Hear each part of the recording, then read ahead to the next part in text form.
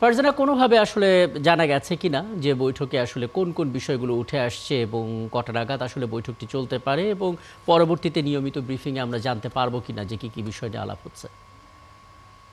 রাকিব, কিছুক্ষণ আগে বৈঠকটি শুরু হয়েছে এবং এই বৈঠকে যোগ দিয়েছেন সেনাবাহিনী, নৌবাহিনী, বিমান বাহিনী প্রধানের প্রতিনিধি, বিজিবির ডিজি সহ যে আইনশৃঙ্খলা রক্ষা বাহিনীর প্রধান তারা এসেছেন। এবং এটি কিন্তু এই নাসিরউদ্দিন কমিশনের প্রথমবার আইনশৃঙ্খলা কমিশনের সঙ্গে আইনশৃঙ্খলা যে প্রতিনিধিরা রয়েছেন তাদের সঙ্গে প্রথমবার তারা বৈঠক করছে। এবং এই বৈঠকটি মূলত আগামী ত্রয়োদশ জাতীয় সংসদ নির্বাচনে বাংলাদেশের আইনশৃঙ্খলা পরিস্থিতি কেমন হবে এবং সেখানে কি কি ধরনের চ্যালেঞ্জ আসতে পারে এবং সেই চ্যালেঞ্জগুলো কিভাবে মোকাবিলা করা যেতে পারে সেগুলো নিয়ে মূলত বৈঠকটি হচ্ছে। এবং আমরা কিন্তু জানি যে ভোটের সময় আইনশৃঙ্খলা রক্ষাকারী বাহিনী ভোটের একটি গুরুত্বপূর্ণ অংশ, কারণ ভোটের সময় আইনশৃঙ্খলার যে পরিস্থিতি সেটি নিয়ে কিন্তু এক ধরনের সেটি একটি গুরুত্বপূর্ণ বিষয় বলা যায়। এবং এর আগে বিগত নির্বাচনগুলোতেও কিন্তু আমরা দেখেছিলাম যে ভোটের সময় নানা পর্যায়ে আইনশৃঙ্খলা বাহিনী মোতায়েন করা হয়, পাশাপাশি সেনাবাহিনীর যে ফোর্স সেটিও থাকে। এবং এবার আসলে কি করা যেতে পারে বা কি করা হচ্ছে, কি করলে কিভাবে আইনশৃঙ্খলা পরিস্থিতি নিয়ন্ত্রণে রাখা যায় সেই বিষয়ে বৈঠক হচ্ছে। পাশাপাশি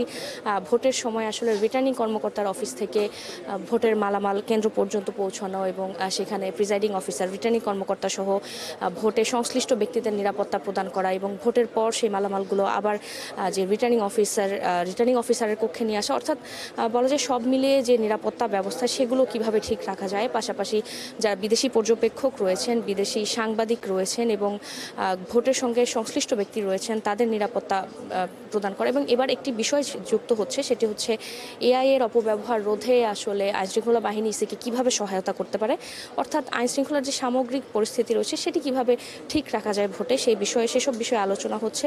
বৈঠকটি চলছে এবং বৈঠক শেষ হলে ইসির পক্ষ থেকে সাংবাদিকদের ব্রিফ করা হবে, তখন আমরা আরও বিস্তারিত জানাতে পারবো। রাকিব।